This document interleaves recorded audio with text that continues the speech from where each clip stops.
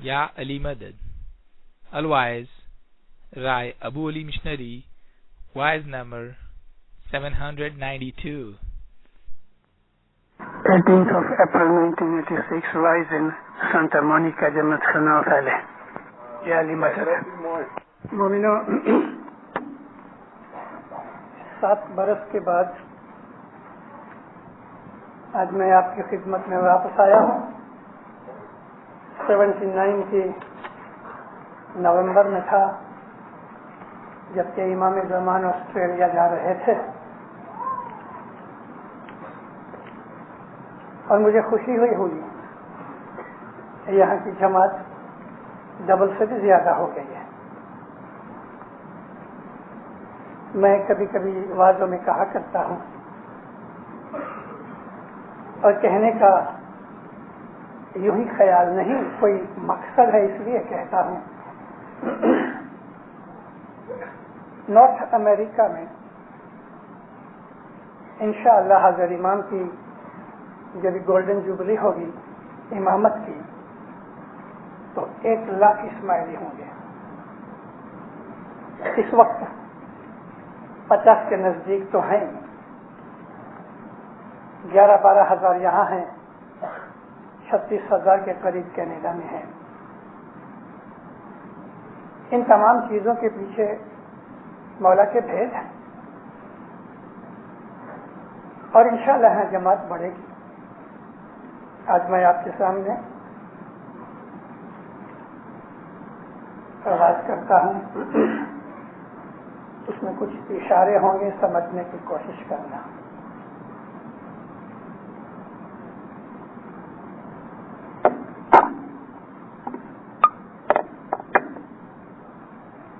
جیر والا اور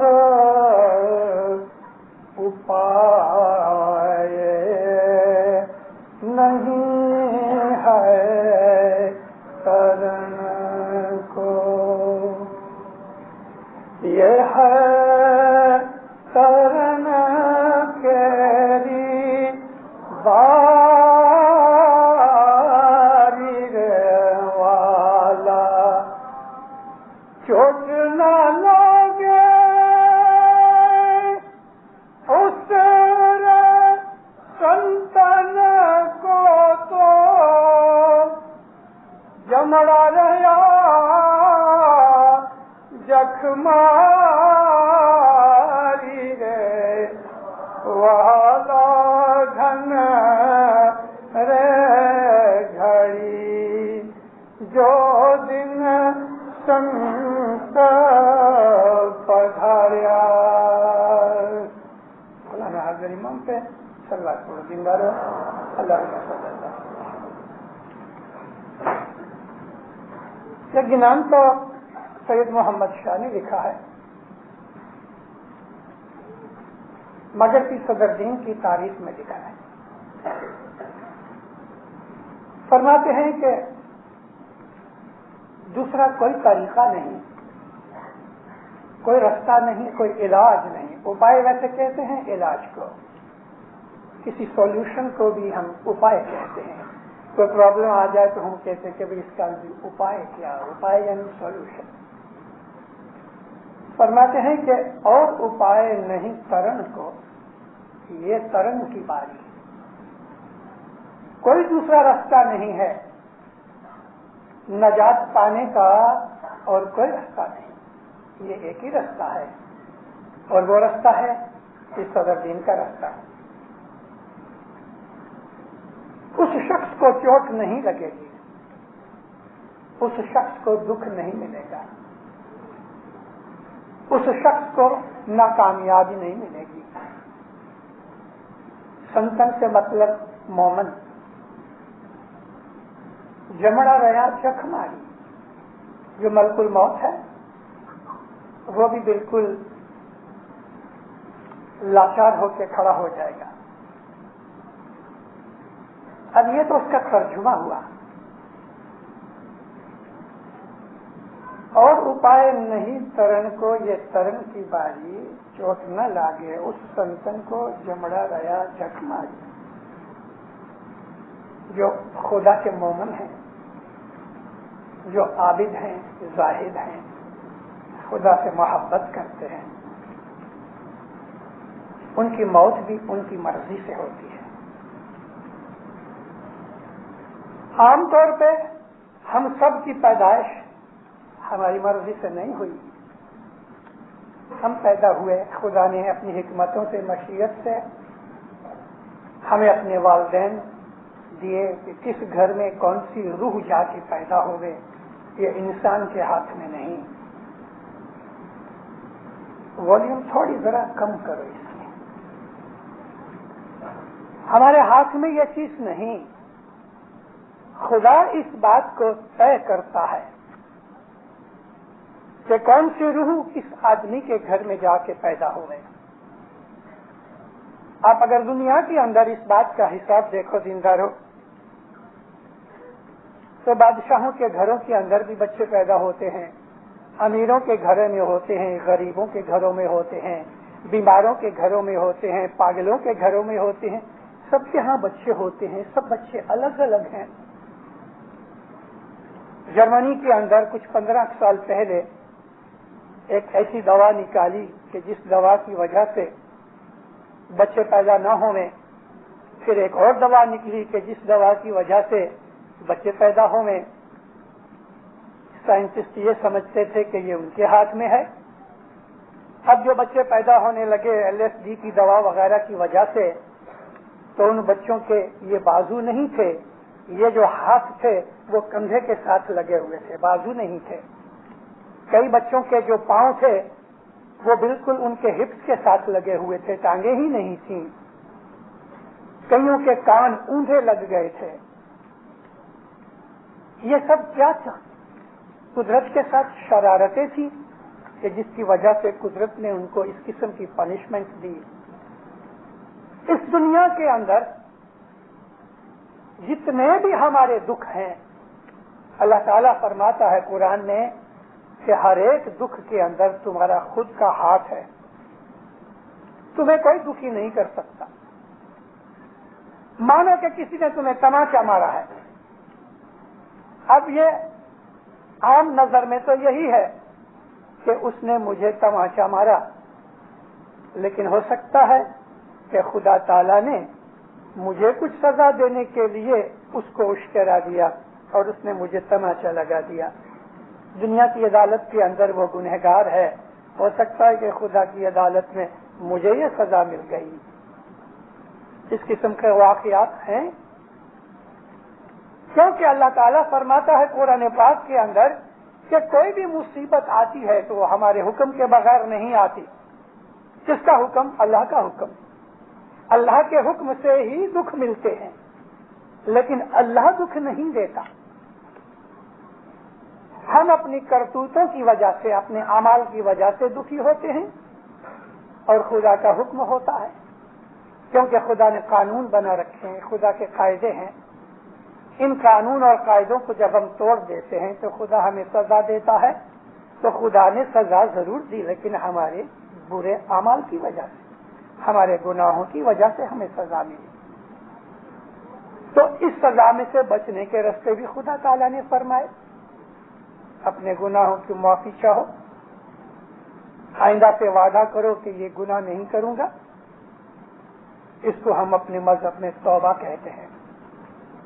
اللہ تعالیٰ نے فرمایا ہے کہ میں توبہ قبول کرنے والا ہوں۔ اللہ نے ہم کو یہ بھی فرمایا ہے کہ تم اس طرح توبہ کرو کہ جیسے نوح نے توبہ کی۔ نوح نے ایک دفعہ توبہ کی، پھر ساری زندگی وہ گناہ کبھی نہیں کیا۔ تو خدا تعالیٰ نے قرآن پاک میں اس آدمی کا ذکر کیا تاریخ کے لحاظ سے کہ نوح نے ایک توبہ کی لیکن پھر زندگی بھر وہ گناہ نہ کیا۔ میں آپ کو عرض کر رہا تھا کہ یہ رستہ پیر صدر دین کا، جس کو ہم اسماعیلی طریقہ کہتے ہیں، یہ اسلام مذہب اور دین، اعتقاد کی چیز، ایمان کا مرکز، سب کچھ یہی ہے۔ سوال پیدا ہوتا ہے، بعض دفعہ بچے پوچھتے ہیں کہ دنیا کے ہر مذہب والے یہی کہتے ہیں، عیسائی کہتے ہیں کرسچنس کہ ہمارا مذہب سچا ہے، یہودی کہتے ہیں ہمارا مذہب سچا ہے، مسلمان کہتے ہیں ہمارا مذہب سچا ہے۔ ابھی آپ خیال کرو کہ دنیا کے یہ 4-5 جو سب سے بڑے بڑے مذاہب ہیں، جس میں بدھ مذہب بھی ہے، ان تمام مذاہب کے سینکڑوں فرقے ہیں، سینکڑوں سیکشنز ہیں، سب یہی کہتے ہیں ہمارا مذہب سچا ہے، اور ہم بھی کہتے ہیں ہمارا مذہب سچا ہے۔ تو پھر سچا کون؟ آخر ان میں سب سچے؟ تو پھر ایک دوسرے کو اپنے مذہب میں کھینچنے کی تبلیغ کرنے کی ضرورت نہیں، سچ پوچھو۔ تو تبلیغ جو ہے وہ ایک سمجھ کی چیز ہے۔ جیسے کہ ایک آدمی اپنی کوئی بھی چیز بیچنا چاہتا ہے، پاپولر کرنا چاہتا ہے، تو وہ لوگوں کو دکھاتا ہے۔ نبیوں نے کیا کیا؟ نبیوں نے خدا تعالیٰ کا راستہ بتایا، نبیوں نے لوگوں کو دین سکھایا، لوگوں نے اس دین کے ٹکڑے کر دیے ان کی وفات کے بعد، اور الگ الگ راستے نکل آئے۔ کسی نے یہ کہہ دیا کہ ہاں نبی صاحب نے یہ کہا تھا، اس کے بیٹے آئے تو بیٹوں نے یہ کہہ دیا کہ ہمارا ابا کہتے تھے کہ نبی صاحب نے ایسا کہا، اس کے بیٹے ہوئے تو اس نے کہا کہ ہمارے دادا کہتے تھے کہ نبی صاحب نے ایسا کہا۔ ہر نسل کے اندر کچھ نہ کچھ فرق ہوتا گیا۔ حضرت عیسیٰ علیہ السلام جب گزر گئے، ان کے گزر جانے کی حقیقت ہمیں کچھ پتہ نہیں، قرآن شریف میں سے کچھ پتہ نہیں لگتا کہ عیسیٰ علیہ السلام کی وفات کیسے ہوئی، اور ہسٹری بھی اس بات کے لیے بالکل خاموش ہے۔ اتنا ضرور ہے کہ اللہ تعالیٰ نے فرمایا کہ ہم اپنے بندے کو، حضرت عیسیٰ کو اوپر اٹھا لیا۔ اب وہ کیسے اوپر اٹھایا خدا جانے، حضرت عیسیٰ جانے، مجھے اس کے ساتھ کوئی مطلب نہیں۔ میں یہ کہنا چاہتا تھا کہ جب عیسیٰ علیہ السلام گزر گئے تو 100 آدمی بھی ان کو ماننے والے نہیں تھے،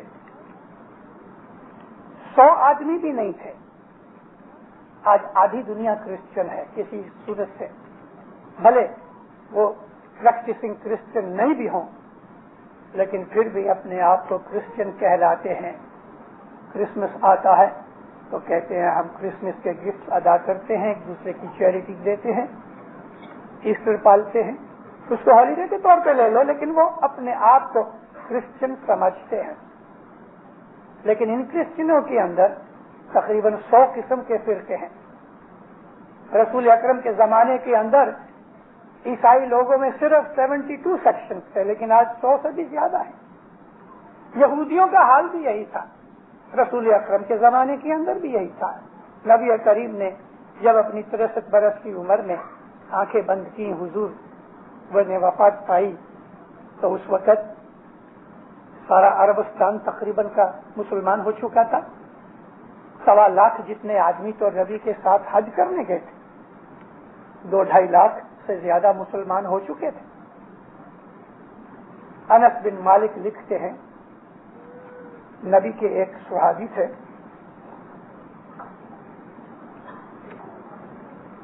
حدیث کی کتابوں کے اندر حضرت انس بن مالک کی بہت سی احادیث رپورٹ کی ہوئی ہیں۔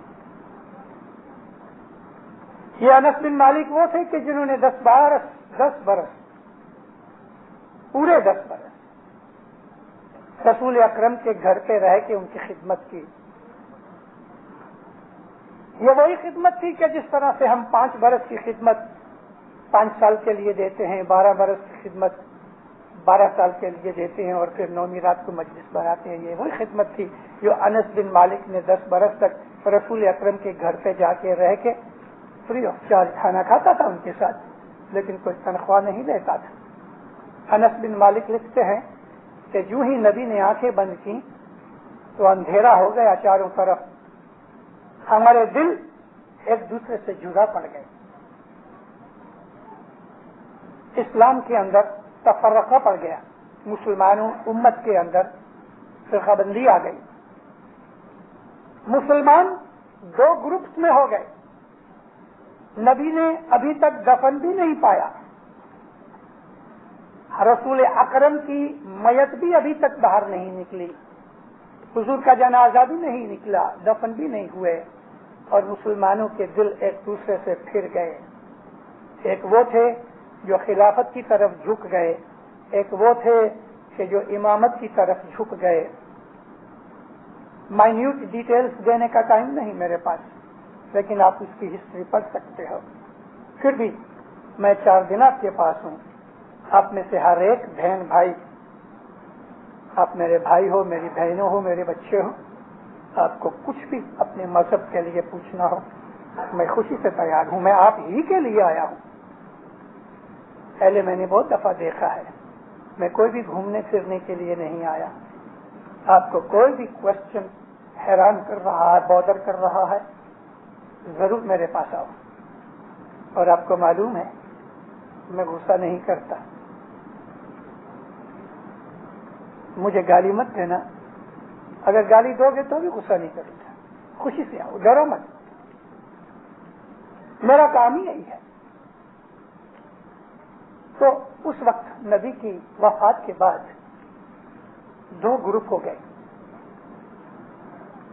ایک گروپ دنیا داری میں پڑ گیا جو بہت بڑا گروپ تھا, اور ایک گروپ دینداری کے اوپر رہا, رسول اکرم کے فرمانوں کے اوپر رہا, مگر یہ گروپ چھوٹا تھا.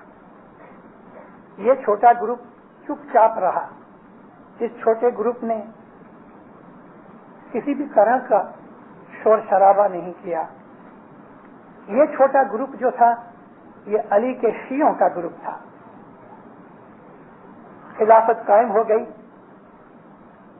مولا علی علیہ السلام کو بنی ہاشم کہتے ہیں. اس کو یہ بنی ہاشم جو تھے انہوں نے کوئی جھگڑا نہیں کیا, چپ چاپ رہے اور خلافت قائم ہو گئی. جہاں تک بن سکا خلافت کی مدد کرتے رہے.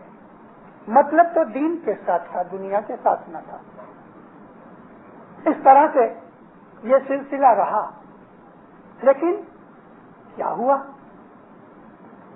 وہ چیزیں کہ جو رسول اکرم خود لے کے آئے تھے, وہ چیزیں کہ جو انہوں نے حضور نے اپنی زندگی کے اندر لوگوں کو بتائی تھی, وہ پرومسز جو رسول اکرم نے لوگوں کے پاس سے لیے تھے, لوگ گریڈ یعنی ہرس, لالچ اور حسد,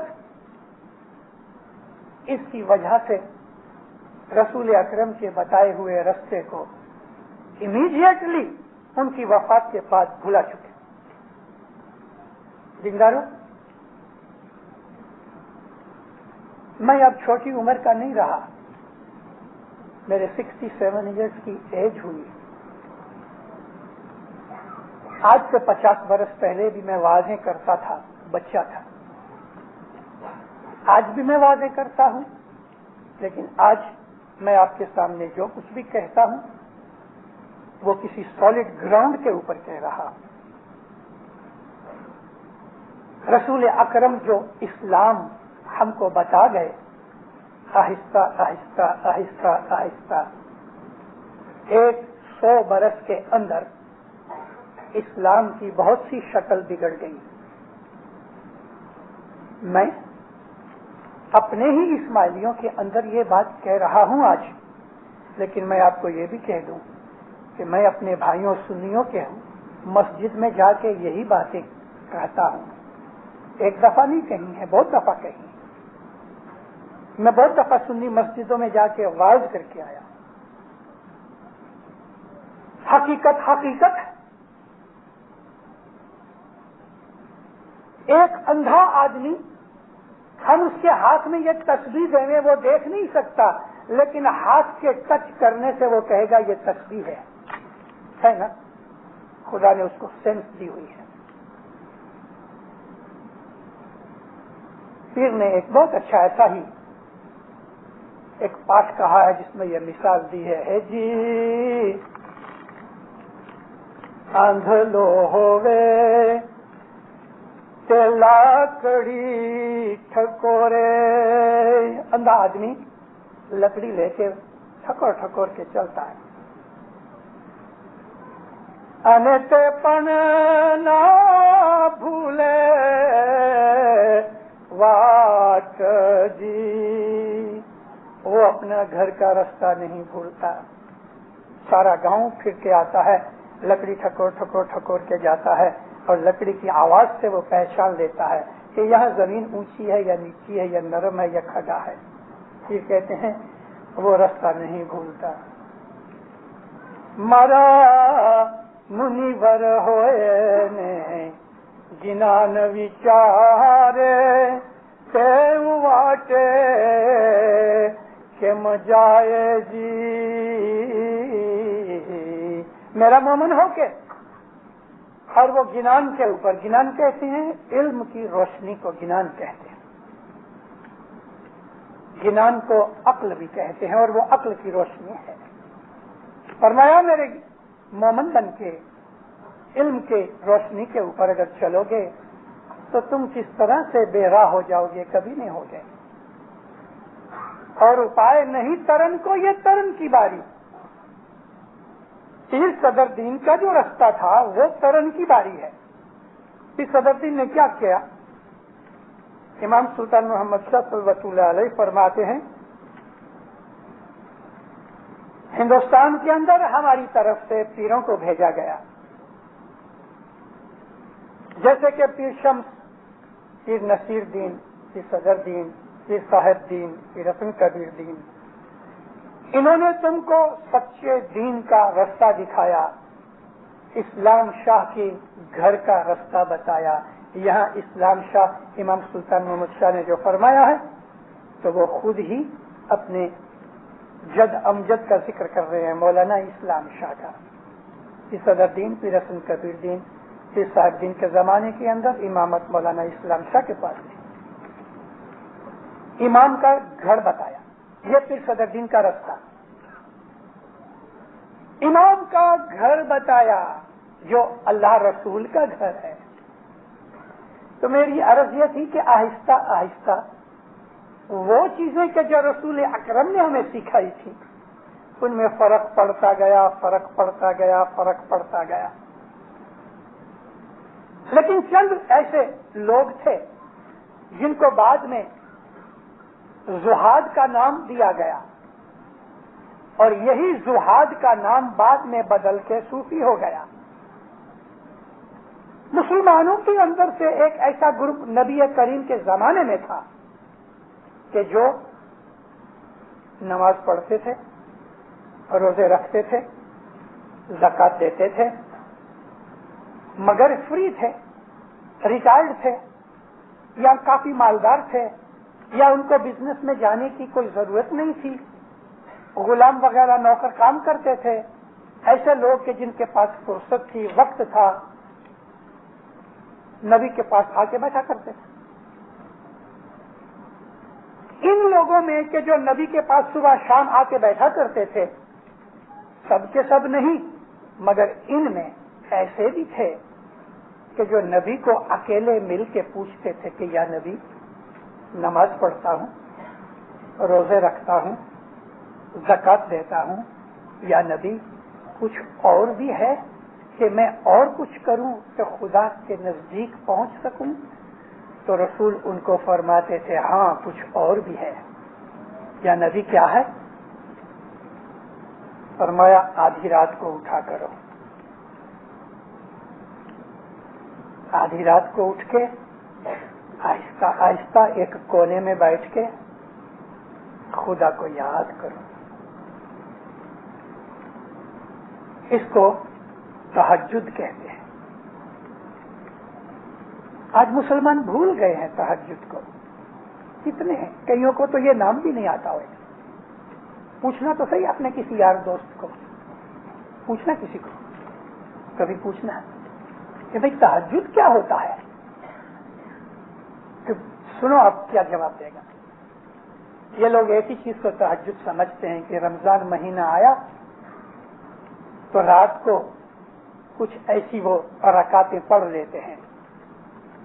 لیکن تہجد کا مطلب یہ ہے کہ ایک کونے میں آرام سے اندھیرے میں بیٹھ کے جب سب سوتے ہوئے اس وقت تم بیٹھ کے آہستہ آہستہ خدا کو یاد کرو. یہ خدا تعالیٰ کو نزدیک پہنچنے کا نبی کریم نے رستہ بتایا. اب آپ کو معلوم ہے کہ دنیا میں خدا نے جو کچھ بھی بنایا ہے اس کا کوئی اینڈ نہیں. ہر چیز کو سمجھنے کے لیے، ہمیں پرفیکٹ بننے کے لیے کہیں نہ کہیں ہمیں گرو مرشد کی، استاد کی ضرورت پڑ جاتی ہے. کہیں نہ کہیں آج دنیا کے اندر بھلے بہت سی خرابیاں بھی آ گئیں، لیکن سائنس نے اور کئی چیزوں کے اندر بہت ڈیولپمنٹ کی ہے. اور کوئی بھی چیز بناتے ہیں اس چیز کو بنا کے چھوڑ نہیں دیتے، اس کے پیچھے لگے رہتے ہیں، اس کو امپروو کرتے رہتے ہیں. آج سے 10 برس پہلے کی آپ کار دیکھو اور آج کی موٹر کار دیکھو، آپ کو کتنا فرق لگے گا. لیکن کبھی آپ پرانی گاڑیاں دیکھو جو 1908-10 میں بنی تھی یا 1880-85 میں بنے تھی تو آپ حیران ہو جاؤ گے. آج یہ اتنے اچھے ماڈل کی گاڑیاں کیوں بن رہی ہیں کہ ہر روز ہر وقت یہ سائنٹسٹ کچھ نہ کچھ ڈھونڈتے رہتے ہیں اور امپروو کرتے رہتے ہیں. آپ کتنی چیزیں دیکھ لو، بائسیکل دیکھ لو، موٹر دیکھ لو، ایروپلین دیکھ لو، گھڑیال دیکھ لو، کپڑے دیکھ لو، بوٹ دیکھ لو، گھر کا سامان دیکھ لو، ہر چیز کے اندر امپروومنٹ ہو رہی ہے. تو دیندارو، اگر میٹیریل چیزوں کے اندر امپروومنٹ ہو رہی ہے تو کیا ہماری روحانی سائڈ میں امپروومنٹ نہیں ہو سکتی؟ ضرور ہو سکتی ہے. اگر میٹیریل چیزوں کے اندر امپروومنٹ ہو رہی ہے اور ہمیں اس کے سکھ مل رہے ہیں، البتہ دکھ بھی ساتھ آ رہے ہیں کیونکہ میٹیریل چیز ہے نا، تو روحانی چیزوں کے اندر تو سکھ ہی سکھ ہے، اس میں کوئی دکھ نہیں. مگر جس طرح میٹیریل چیزیں خریدنے کے لیے ہم پیسے دیتے ہیں، ڈالر دیتے ہیں، یا ہم بارٹر سسٹم کرتے ہیں کہ پرانی گاڑی دے کے نئی گاڑی دی اور تھوڑے پیسے بھی ساتھ دے دیے، تو روحانی سکھ کے لیے بھی ہمیں قیمت دینی پڑے گی. وہ قیمت ہم کو بہت سے طریقوں سے دینی پڑے گی. پہلا تو یہ ہے کہ روحانی عظمت، روحانی سکھ حاصل کرنے کے لیے ہمیں سب سے پہلے اپنے من کو دنیا کی بہت سے سکھوں سے نکالنا پڑے گا، جیسے کہ نیند، جیسے کہ کھانا، جیسے کہ سونا، جیسے کہ دنیا کی عیش آرام. ان چیزوں میں سے تھوڑا حصہ نکال کے، وقت نکال کے اگر آپ روحانی چیزوں کے اندر ڈالو گے تو آپ کو وہ چیزیں ملیں گی. یہ طریقہ، یہ رستہ پھر صدر دین کا تھا کہ جو رسول اکرم نے چند صحابہ کو بتایا جو تہجد کی عبادت کرتے تھے، رات کو 12 بجے اٹھ کے خدا کو یاد کرتے تھے. مولانا حضرت امام شاہ کریم صلوات اللہ علیہ نے فرمان فرمایا ہے، ماں باپ فرمایا، ہمارے مسلمانوں نے یہ سمجھ لیا کہ مسجد میں گئے، نماز پڑھی تو اسلام پورا ہو گیا. مولا فرمایا ہم اسماعیلیوں نے یہ نہیں سمجھا، ہم نے یہ سمجھا کہ اس سے بھی زیادہ کچھ ہے. ہمارے سنی بھائیوں میں ایک بڑے مشہور عالم ہوئے ہیں ہندوستان پاکستان کے بر صغیر میں، تھوڑا عرصہ ہوا گزر گئے. ان کا نام تھا شبلی نعمانی. شبلی نعمانی نے بڑے اچھے عالم تھے. انہوں نے ایک بڑی مشہور کتاب لکھی ہوئی ہے اور وہ ہے سیرت النبی. اس سیرت النبی کے اندر، جس کی 6 والیومز ہیں، انہوں نے تو خالی 2 ہی والیومز اپنی حیاتی میں پبلش کی تھی، مگر بعد میں سلیمان ندوی ان کا جو ایک شاگرد تھا اس نے باقی کے 4 حصے بھی نکالے. تو یہ 6 والیومز کی کتاب ہے. اردو جاننے والے جو لوگ ہیں ان کے لیے یہ کتاب بہت اچھی ہے. البتہ اس کتاب کے اندر پڑھنے سے بڑا آدمی کو ہوشیار رہنا چاہیے. کتاب سب کی سب ہمارے مقصد کی نہیں. جیسا کہ ایک جگہ لکھتے ہیں شبلی نعمانی کہ حضرت علی نے شراب پی تھی. استغفر اللہ، خاکم بدہن. میں نے یہ ذکر کیا ہے اس لیے تاکہ آپ کو پتہ لگ جائے کہ بعض دفعہ غیروں کے لفظوں اور کلموں میں سے کیا کیا چیزیں نکلتی ہیں. مولا علی جیسا آقا، مولا علی جیسا رسول اکرم کا ساتھی، اور اس کے لیے یہ لکھا جائے کہ اس نے شراب پی تھی؟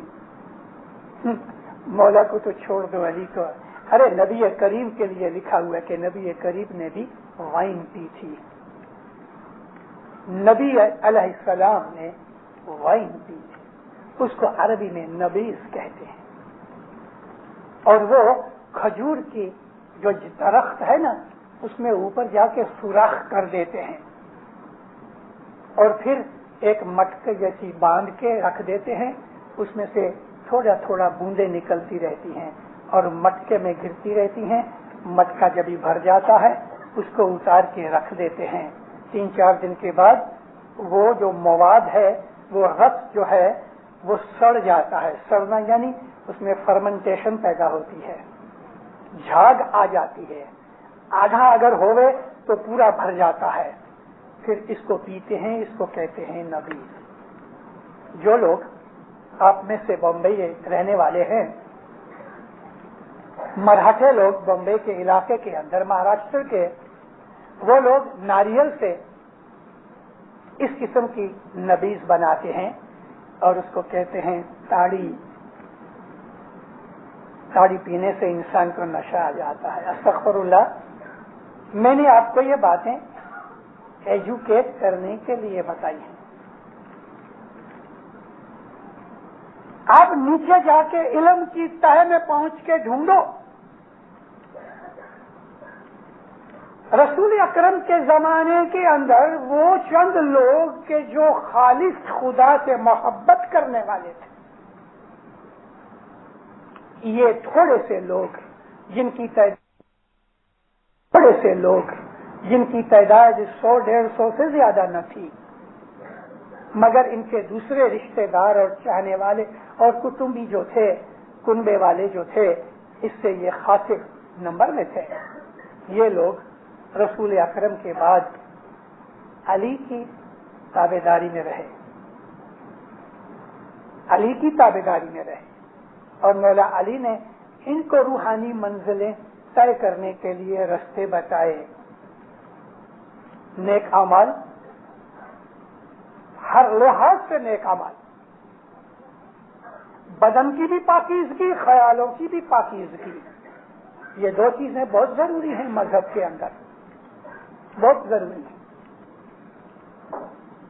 تو مولا علی کے عاشقوں کو وہ زمانے کے اندر شیعہ کہتے تھے. ان شیعوں کے پاس وہ مذہب تھا کہ جو دوسروں کے پاس نہیں تھا. ان شیعوں کے پاس یہ مذہب کیوں آیا؟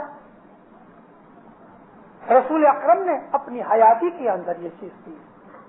ہم وقت ہر اسماعیلی بچے کو یہ چیز یاد رکھنی چاہیے کہ غدیر کے میدان میں 1.25 لاکھ مسلمانوں کی حاضری میں نبی کریم نے مولا علی کا ہاتھ پکڑ کے اٹھایا اور سب کو کہا کہ یہ تمہارا آقا ہے، اس کو تم اپنا مولا سمجھو، اور اسی لیے مولا علی ان کا نام پڑا.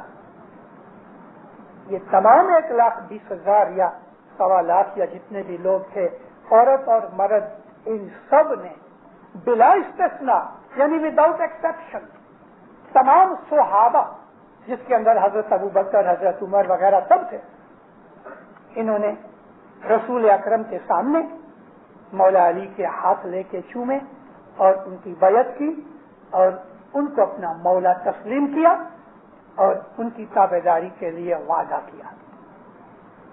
ان 1.25 لاکھ آدمیوں میں سے جو سب سے پہلے کھڑے ہو کے رسول اکرم کے سامنے حضرت علی علیہ السلام کو ان کی مولائیت کی ڈکلیریشن کے اوپر جو مبارک دینے والے تھے، سب سے پہلے وہ حضرت عمر تھے. انہوں نے کھڑے ہو کے مولا علی کا ہاتھ چوما، اپنے اخلاق کا اظہار کیا. تمام عورتوں مردوں نے مولا علی کی 1.25 لاکھ آدمیوں نے مولا علی کی بیعت کی.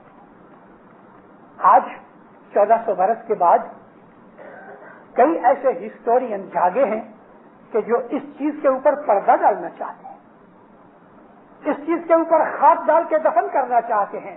بعض کہتے ہیں ایسی کوئی ہسٹوریکل بات نہیں بنی تھی. کیوں نہیں بنی تھی؟ 1400 برس سے چلی آتی ہے. آج تم کہتے ہو تمہارے پہلے 200 500 700 برس پہلے جو عالم تھے انہوں نے تو کبھی نہیں کہا کہ یہ بات نہیں بنی تھی. آج 1400 برس کے بعد کچھ ایسے لوگ نکلے ہیں کہ جو کہتے ہیں کہ یہ بات نہیں بنی تھی. تو بھائی 1400 برس سے ہسٹورینز اور عالم جو تھے لکھ رہے تھے انہوں نے تو کبھی نہیں کہا کہ نہیں بنی تھی. مولا علی علیہ السلام ایک دن مسجد میں آواز کر رہے تھے اور آپ نے 30 آدمیوں کو کھڑا کیا. 30 آدمیوں کو کہ بتاؤ تم غدیر میں حاضر تھے؟ 30 کے 30 نے قبول کیا کہ ہم حاضر تھے. ایک نے انکار کیا, ایک نے کہا مجھے یاد نہیں. خیال کرو جھوٹ بول رہا ہے. مولا فرماتے ہیں سچ بولو ورنہ اندھے ہو جاؤ گے. کہے نہیں یا مولا مجھے یاد نہیں. 1 مہینے کے بعد وہ آدمی اندھا ہو گیا. وہ آدمی کون تھا؟ یہ انس بن مالک کہ جس نے 10 برس رسول اکرم کے گھر میں رہ کے خدمت کی. اس قسم کے واقعات آپ کو ملتے ہیں. وہ دین کہ نبی کریم دروازے بند کر کے نیاز پلاتے تھے, کھجوروں کو مسل کے گٹھلیاں پھینک کے سکریت کے طور پہ دیتے تھے. نیاز نام نہیں تھا وہ زمانے میں, سکریت نام نہیں تھا. لیکن میں تو آپ کو یہ سمجھا رہا ہوں کہ نبی صاحب کیا کرتے تھے.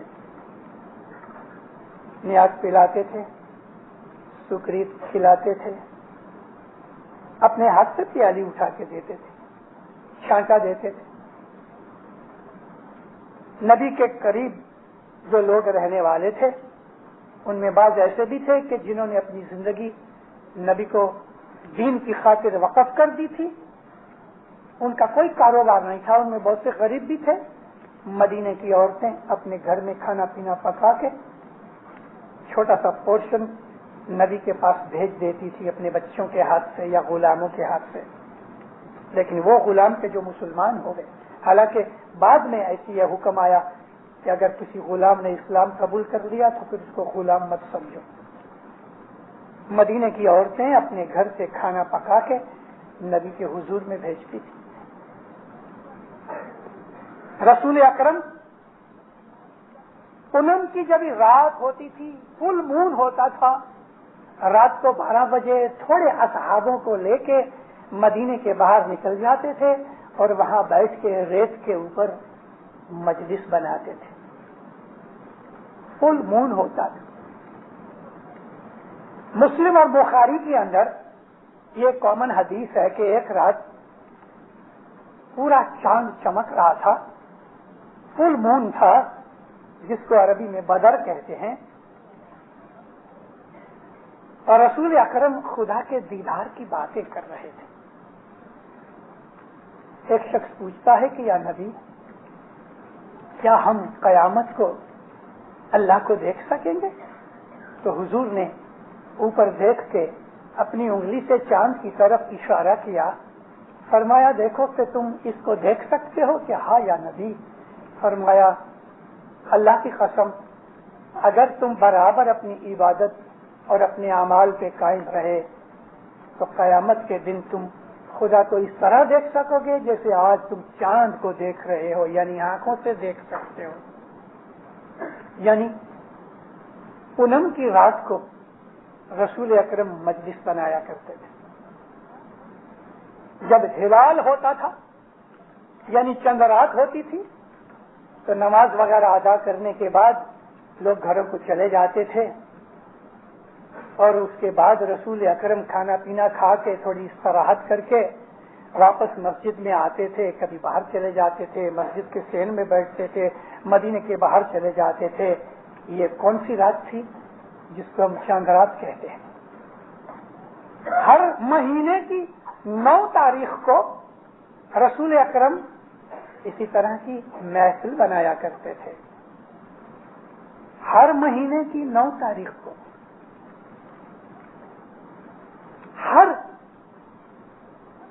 جمعے کے صبح کو یعنی وہ رات کے جو جمعرات اور جمعے کے اندر آتی ہے، اور ہر سوموار کی صبح کو وہ رات کے جو اتوار اور سوموار کے بیچ میں آتی ہے۔ رسول اکرم ساری رات جاگتے تھے اور بیٹھ کے نصیحت بھی کرتے تھے۔ اب میں نے آپ کو یہ جو چیزیں بتائی، دیکھو مبارک منڈلی کی جو مجلس کا حکم ہے مجھے ابھی پتا نہیں ہے، بتلانے والوں نے چیزیں بتلا دی، لیکن حکم یہ ہے کہ پونم کے دن مبارک منڈلی کی مجلس ہوتی ہے۔ 9ویں رات کو ہم 9ویں رات کی مجلس بناتے ہیں، چاند رات کو ہم چاند رات کی مجلس بناتے ہیں، جمعے کی صبح کو اور اتوار کی رات کے بعد یعنی سوموار کی صبح کو، ان 2 راتوں کو ہم خصوصی طور کے اوپر بیت الخیال کی مجلس سے بناتے ہیں۔ اب مجھے بتاؤ کہ رسول اکرم کے زمانے سے یہ چیزیں جو چلی آئی ہمارے اندر، ہمارے مسلمان بھائیوں میں کہیں بھی آپ کو یہ نظر آتی ہیں؟ کہیں بھی نہیں، ان کو پتا بھی نہیں، حالانکہ انہی کی کتابوں میں لکھا ہوا ہے، لیکن پڑھنے کی فرصت تو صرف ملا مولویوں کو ہے۔ جماعتی طور کے اوپر اس چیز کو آرگنائز کون کرے؟ صبح کا اٹھنا تو بہت مشکل ہے دینداروں، مذہب کی خاطر ایکسٹرا ٹائم دینا کوئی آسان نہیں، اور وہ بھی آج یونائٹڈ اسٹیٹس کے اندر کہ جہاں ہر طرح کے موج شوق اور ہر طرح کا عیش و آرام اور یہ میٹیریلزم پھیلا ہوا ہے، اس کے اندر اپنے مذہب کی خاطر وقت نکال کے اپنی موت کا خیال کر کے خدا تعالیٰ کو یاد کر کے کہ اللہ تعالیٰ میرے سے حساب مانگے گا، اس کا خیال کر کے اس نور کی شناخت کرنے کے لیے وقت نکالنا ایزی نہیں، یہ تو خوش نصیبوں کا کام ہے۔ جس طرح سے رسول اللہ کے زمانے میں بھی تھوڑے سے ہی لوگ تھے جو حقیقت کو جاننے کے لیے ترستے تھے، آج بھی ہمارے 100 کروڑ مسلمانوں کے اندر 100 کروڑ مسلمان ہیں، جس کو ہم بلین کہتے ہیں۔ یہ بلین کی جو حد نکل چکی ہے، اس کے اوپر ہو گئے ہم۔ 100 کروڑ مسلمانوں کے اندر 2 یا 2.25 کروڑ اسماعیلی،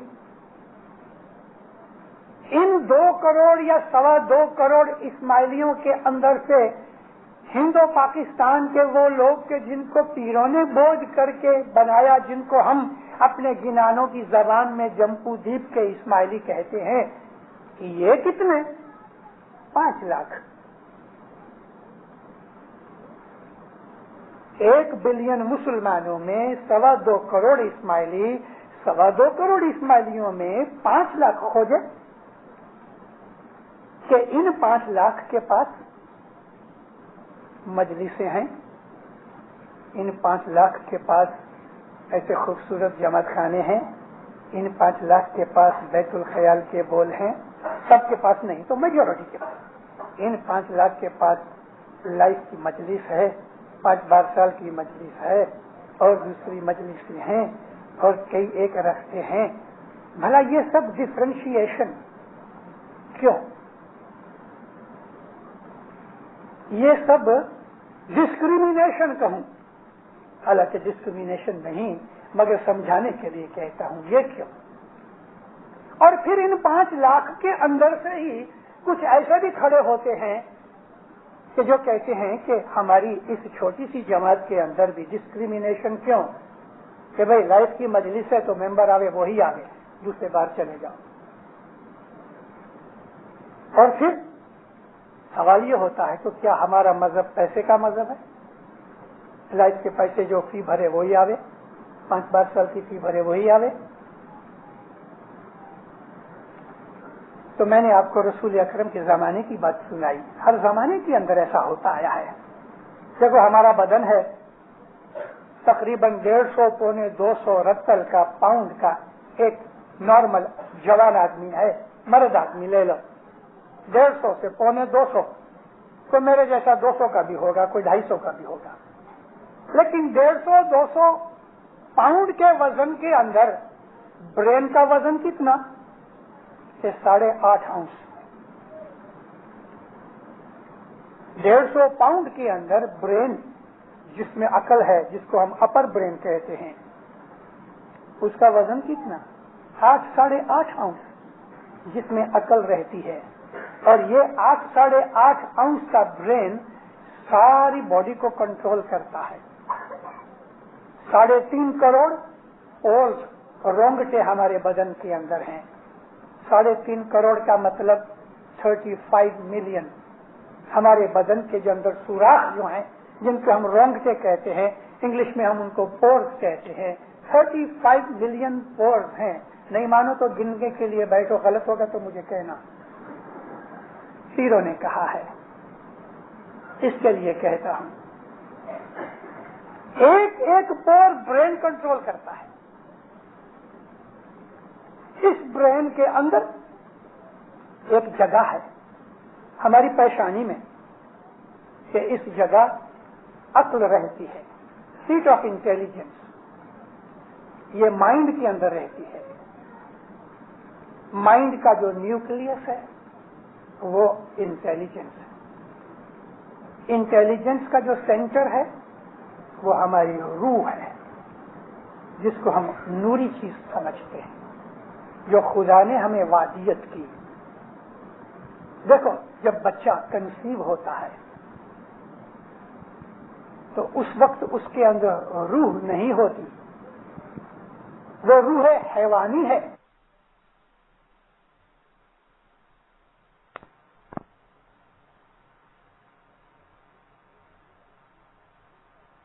वो फील करती है कि जब फर्स्ट बीट शुरू होती है तो फरमाते हैं वो वक्त रूह दाखिल होती है। रूह, और रूह है इंसानी, रूह है हैवानी, क्योंकि जो अरबी और फारसी के जो लिटरेचर की चीज हैं उसके अंदर हिंदुस्तान के तरीके से हमारे पीरों ने जो हमें बयान किया है, फर्क करने के लिए इजी हमको इक्वेशन दी कि एक चीज है जीव है, एक चीज है आत्मा है। आत्मा है वो रूह है, जीव है वो लाइफ फोर्स है। जैसे कि दरख्तों के अंदर लाइफ है, घास के अंदर लाइफ है, बैक्टीरिया और इंसेक्ट में लाइफ है, हमारे बदन के जो सेल्स हैं उसमें लाइफ है, फूल में लाइफ है। जब उसको प्लक कर लो तो थोड़े देर के बाद वो मुरझा जाएगा, मर जाएगा। इसी तरह से जो दरख्त कभी कभी हम उसके रूट्स काट डालेंगे तो वो भी मर जाएगा। इसी तरह हमारे अंदर भी जब बच्चा कंसीव होता है तो उसमें लाइफ होती है, मगर 16 वीक के बाद उसमें रूह दाखिल होती है। ये जो रूह है, जिसको हम आत्मा कहते हैं, सोल कहते हैं, ये पार्ट है। हमारे गुनाह इसको आलूदा नहीं करते, हमारी बदियां बुराइयां इस रूह को खराब नहीं करती। रूह तो पाक है, खुदा के हुक्म से है।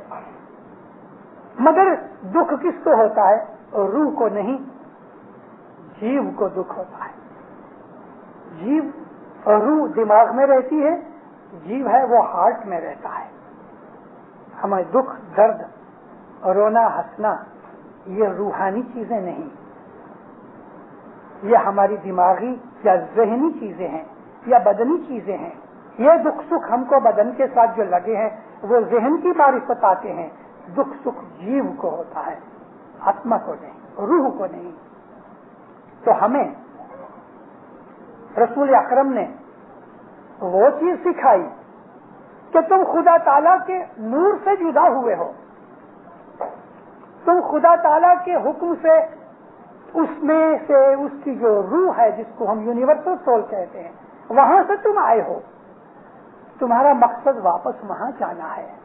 ये चीज नबी करीम के जमाने के जो मुसलमान थे बहुत थोड़े थे जो इसको हजम कर सकते थे, ज्यादा इलिटरेट थे। लेकिन नबी के बाद जुहाद, जिनको हम सूफी कहते हैं, इन सूफिया कराम के अंदर रसूल अकरम की वो चीजें सिखाई हुई जो थी वो ये बन गई कि फना फिल्लाह के दर्जे तक पहुंचो। हमारा इस्माइली तरीका रसूल अकरम के जमाने से चला आता है, और वो मजहब दीन इस्लाम का वो मग़ज़ जो नबी करीम ने बताया वो आज हमारे पास है। اس لیے یہ رستہ جو پھر صدر دین نے ہم کو بتایا، یعنی امام کی شناخت بتائی، رسول اکرم فرمایا میرے بعد علی تمہارا مولا ہے، رسول اکرم فرمایا علی کو مولا سمجھو، علی سے ہدایت پاؤ، میری جو آل ہے وہ قیامت تک رہے گی۔ ان چیزوں کے نظریے کے اوپر اسماعیلیوں یا شیعوں کے سوا دوسرے لوگ نہیں جانتے۔ تو یہ جو رستہ ہے یہ نجات کا رستہ ہے، یہ ایک ہی رستہ ہے نجات کا، اور دوسرا کوئی رستہ نہیں۔ امام کی شناخت کے بغیر اگر کوئی شخص مر گیا تو رسول اکرم فرماتے ہیں کہ وہ جہنم میں جائے گا۔ یہ میرے الفاظ نہیں ہیں، نبی کریم کے الفاظ، امام کی، اپنے زمانے کے امام کی۔ وَمَن لَّمْ يَعْرِفْ امام زمانہ ہی فقد مات میتۃ جاہلیہ وجاہل فی النار۔ جس نے اپنے حاضر امام کی، اپنے زمانے کے امام کی شناخت نہ کی، معرفت نہ کی، وہ آدمی جاہل کی موت مرے گا، وہ جہالیت میں مرے گا، اور جاہل جو ہے وہ دوزخ میں جاتا ہے۔ یہ وہ حدیثیں ہیں کہ جن کے اوپر کوئی ریفرنس دینے کی ضرورت نہیں، اس لیے کہ مشہور چیزیں ہیں، ان سے کوئی انکار نہیں کر سکتا سوا کہ وہ کہ جو آنکھیں بند کر لے وہ جان بوجھ کے اندھا ہو جائے۔ جیسے کہ وہ آدمی جس کو مولا علی نے پوچھا کہ تم اس وقت حاضر تھے تو کہ تیاری مجھے یاد نہیں، حالانکہ یاد تھا اس کو، کیونکہ اس نے بھی بیعت کی تھی۔ اسماعیلی مذہب کیا ہے؟ سچا اسلام، سچا اسلام۔ بھلا اسلام کا مطلب کیا؟ کون سا مسلمان، کون سا؟ کیونکہ مسلمانوں کے اندر بھی بے حساب فرقے ہیں۔ کون سا مسلمان آج دنیا میں کھڑا ہو کے یہ کہے کہ میرا دین سچا ہے؟ ہم نے اسلام کو بگاڑ کے ایسا کر دیا، پالیٹکس اتنا گھسا دیا مذہب کے اندر کہ آج ویسٹرن کنٹریز کے اندر خدا کی قسم کبھی کبھی شرم آتی ہے اپنے آپ کو مسلمان کہلانے میں۔ میں 5 برسوں سے اپنی وعظوں میں تھوڑا تھوڑا فیوچر کا ذکر کرتا رہا ہوں۔ 5 سال سے میں نے یہ سلسلہ جاری کیا ہے کہ آنے والا وقت اور بھی خراب ہوگا، اتنا خراب ہو جائے گا، اتنا خراب ہو جائے گا کہ اپنے آپ کو مسلمان کہلانے میں شرم آئے گی، اسلام گر جائے گا، اتنا گر جائے گا کہ مٹی کے ساتھ مل جائے گا۔ پھر جب اسلام کی ایسی خراب حالت ہو جائے گی، یعنی مذہب کا تو حلیہ ہی بگڑ جائے گا، پھر اس زمانے کا امام کھڑا ہو کے اسلام کو بچائے گا، کیونکہ اسلام علی نبی کے گھر میں اترا، ہمارے مولانا حضرت امام کے نانا اور دادا کے گھر میں اسلام اترا، حضرت امام کے نانا اور دادا کے گھر میں قرآن اترا، حضرت امام کے نانا اور دادا کے گھر سے ہی یہ 100 کروڑ مسلمانوں نے اللہ کا نام سنا، ہمارے امام کے گھر میں یہ چیزیں اتری ہیں۔ اس لیے باپ کی ملکت کا وارثدار اس کے بیٹے سے زیادہ اور کوئی نہیں ہو سکتا، باپ کی ملکت کے اوپر اولاد کے سوا اور کسی کا حق نہیں ہو سکتا۔ نبی کریم نے اپنی ساری ملکت علی کے ہاتھ میں سونپی، ظاہری بھی باطنی بھی۔ علی نے وہی ملکت تمام اپنے فرزندوں کے اندر سے امام حسین کو، اور اس طرح سے نسل بعد نسل مولانا حضرت امام تک یہ پہنچی، اور یہ ہمارے امام، ہمارے پاک امام ہر زمانے سے یہ بولتے چلے آئے ہیں کہ سلسلہ امامت قیامت تک چلے گا۔ ہمارے ہر امام نے دعویٰ کیا، علی نے بھی کیا ہے، سلطان محمد نے بھی کیا ہے، اور ہمارے حضرت امام نے بھی کیا ہے، اور چھڑے چوک سب کے سامنے یہ دعویٰ کرتے ہیں، رپورٹروں کے سامنے کرتے ہیں، غیروں کے سامنے بھی کرتے ہیں، یہ امامت کا سلسلہ قیامت تک چلے گا۔ امام حاکم نے بھی کی، امام اسماعیل نے بھی کی، امام مستنصر باللہ نے بھی کی، حالانکہ بعد میں ان 3 اماموں کے زمانے کے اندر ہمارے اسماعیلیوں میں سے کچھ لوگ نکل گئے، اسماعیلیوں میں سے اثنا عشری نکلے، اسماعیلیوں میں سے دروز نکلے، اسماعیلیوں میں سے بحرے نکلے، اسماعیلیوں میں سے زیدیہ نکلے، اسماعیلیوں میں سے جعفریہ نکلے، اسماعیلیوں کے اندر سے ہی اخوان الصفا نکلے۔ اسماعیلی مذہب کی تواریخ تو پڑھو، لیکن ہمارے اندر امامت ہمیشہ قائم رہی اور رہی۔ ہر زمانے کے اندر کچھ ایسے لوگ ہوتے آئے ہیں کہ جو فرسٹریٹڈ ہوتے ہیں، وہ تلاش نہیں کرتے کہ بھئی مجھے کسی ڈاکٹر کے پاس جا کے دکھانا چاہیے کہ بیماری کیا ہے، بلکہ یوں ہی پکار کرتے رہتے ہیں میری طبیعت ٹھیک ہے، میری طبیعت ٹھیک ہے، میری طبیعت ٹھیک ہے۔ اگر بھائی طبیعت ٹھیک نہیں تو علاج کرو۔ یہی حال بہت سے اسماعیلیوں کا آج ہو گیا ہے۔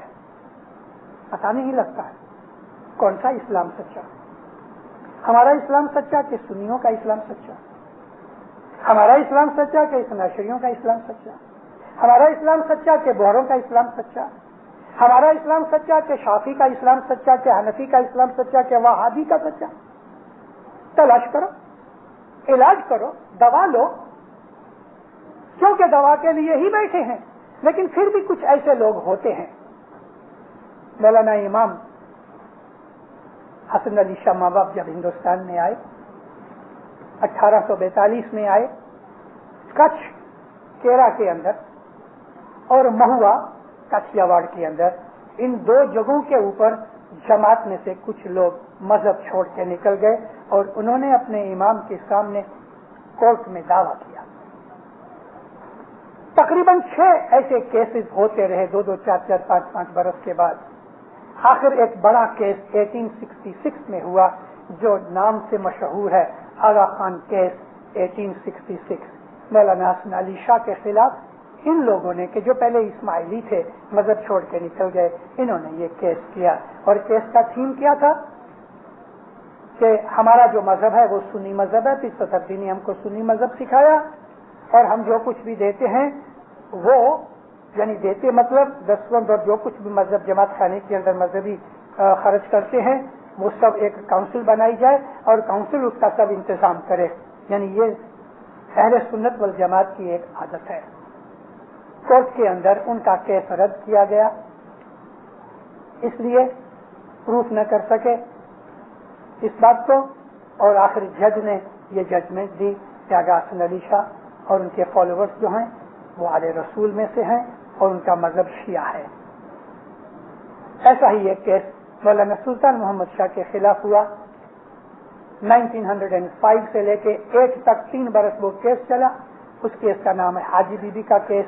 اس کے اندر بھی اسی قسم کی بات آئی اور بہت سے اثنا عشری، اس کے پہلے اپنا مذہب، بہت سے اسماعیلی اپنا مذہب چھوڑ کے نکل گئے، وہ اثنا عشری بن گئے۔ جب حضرت امام تخت نشین ہوئے تو پاکستان میں پنجاب سائیڈ میں سرگودا ایک جگہ ہے، ایک گاؤں کا نام ہے سرگودا۔ میں خود پنجابی ہوں، امرتسر میں پیدا ہوا ہوں۔ سرگودا میں اپنی اسماعیلی جماعت میں سے ایک ایسا سیکشن نکلا، تقریباً 60-70 آدمی تھے جنہوں نے حضرت امام کی امامت کو قبول نہ کیا، اور انہوں نے پرنس علی خان کو اپنا امام تصور کر لیا۔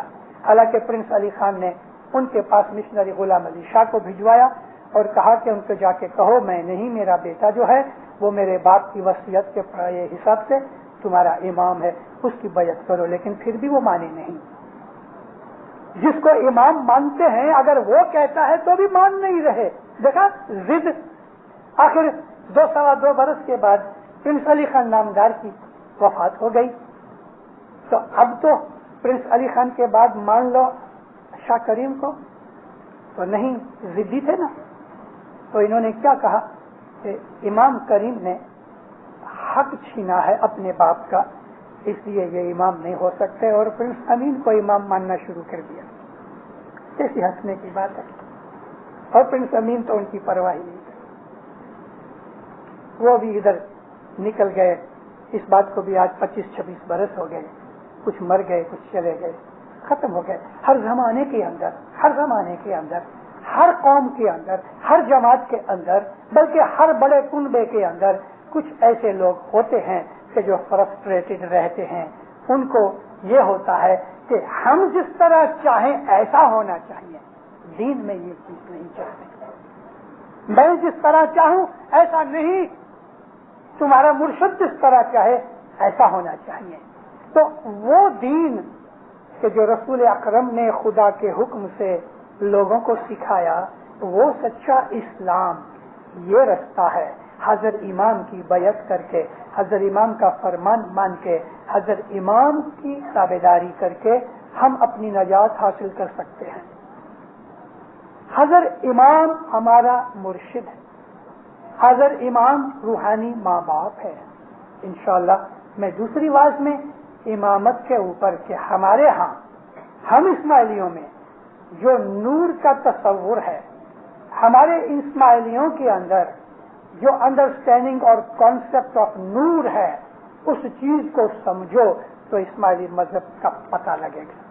مولا آپ کو سکھی آباد کرے، ایمان کی سلامتی دے دے، حقیقتی سمجھ دے دے، بدیوں سے، برائیوں سے، گناہوں سے، نافرمانیوں سے بچاوے، دسم شکریت میں پورا رکھے.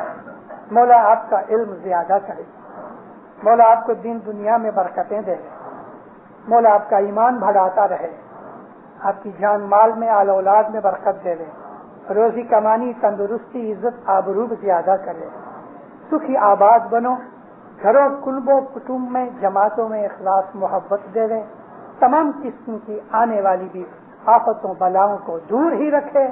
مولانا حضرت امام ہمیشہ آپ کے اوپر راضی رہے، سکھی آباد کرے، ہر بات دیدار نصیب کرے.